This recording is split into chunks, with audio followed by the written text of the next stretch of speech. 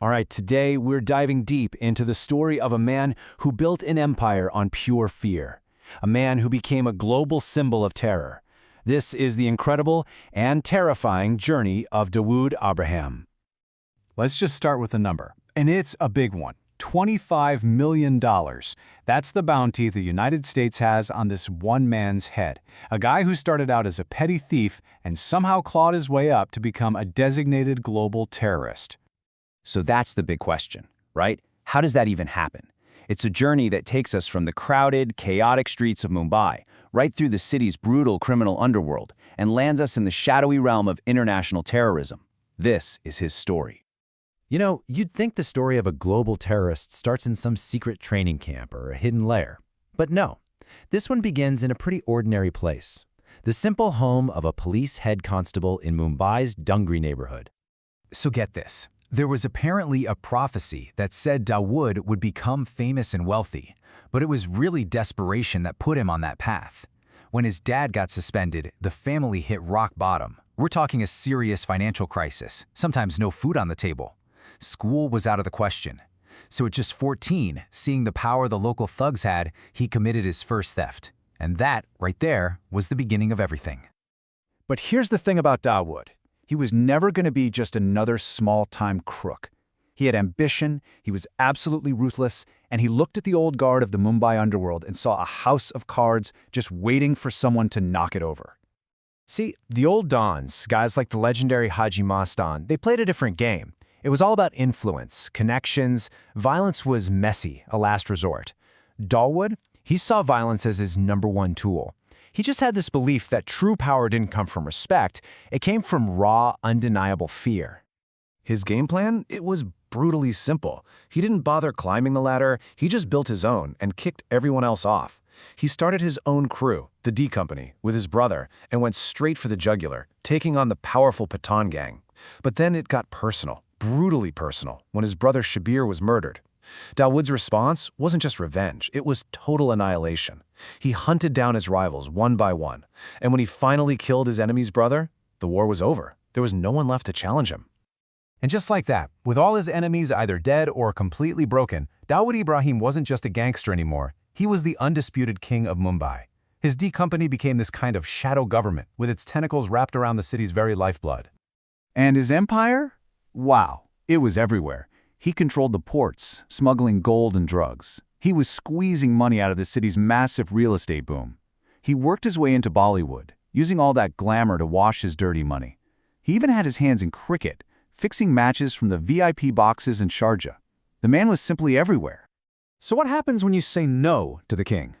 Well, the famous music producer Gulshan Kumar found out the hard way. When D Company came for protection money, that was his defiant reply. And for that defiance, he was shot and killed in broad daylight in 1997.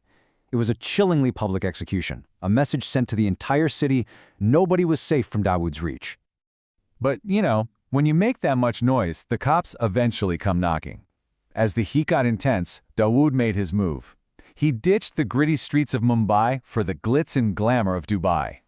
But leaving the country didn't mean giving up his crown. Oh no, he just got a major office upgrade. From his new luxury pad, he ran his entire Mumbai empire by phone, becoming this high-tech king in exile. Okay, so everything up to this point, that was gangster stuff. What comes next? This is where everything changes. This is the point of no return, where Dawood the gangster makes this terrifying leap into Dawood the international terrorist. He crossed a line he could never, ever come back from. March 12, 1993. Remember those numbers: 257 dead, over 700 injured. In just a couple of hours, a series of 12 coordinated bomb blasts ripped right through the heart of Mumbai, hitting everything from the stock exchange to luxury hotels. The city was under attack. And you have to understand, this wasn't about turf. This wasn't about money. This was something else entirely. This was pure terrorism. The investigation soon revealed it was all masterminded by Dawood, with help from Pakistan's intelligence agency, the ISI. And the motive? Revenge for the demolition of the Babri Masjid. With this single act, he wasn't declaring war on a rival gang anymore. He was declaring war on the entire nation of India. And yeah, the world definitely took notice. Suddenly, he wasn't just Mumbai's problem. the United Nations, India, the United States. They all officially branded him a global terrorist. He was now in the same infamous club as guys like Osama bin Laden. After the '93 blasts, Dubai got uncomfortable for him. He needed a new sanctuary, somewhere he'd be shielded from international justice. And he found it, in Pakistan, where to this day he remains a ghost, a fugitive protected from the law. And from this new safe house, he didn't just lay low, he went global. The D Company became this transnational criminal hydra, with its tentacles stretching from Europe all the way to Africa. And he wasn't just running his old rackets anymore. He became a major financier of global jihad, funneling money to terror groups from Lashkar-e-Taiba to Boko Haram. And the money? Oh, the money just kept pouring in. A 2015 estimate from Forbes put his personal net worth at an insane $6.7 billion. To put that into perspective, that's more than the entire economy of some small countries. Just think about that. A fortune built on crime, terror, and fear. You know, this leap into terrorism was so extreme, it actually broke his own crew. His most trusted right-hand man, a guy named Chota Rajan, was completely kept in the dark about the bomb plot. He felt betrayed, disgusted that they were attacking civilians, so he split from the D Company.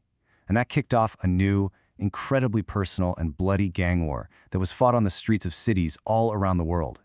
So for decades now, he's been this ghost. You hear rumors all the time. He's dead from poison. No, a heart attack. Wait, he's got COVID. It's happened over and over. There have been assassination attempts, international manhunts, and yet every time, the rumors just fade away and he remains at large, a phantom haunting the world. Which all leads us to the one big question that's still hanging in the air. After all this time, decades on the run, protected, hidden, with a legacy of crime and terror that has scarred continents and generations, will the policeman's son from Dongri ever face justice? Or will he just fade away, a free man, a ghost in the machine of global terror? That's the unanswered chapter in this villain's journey.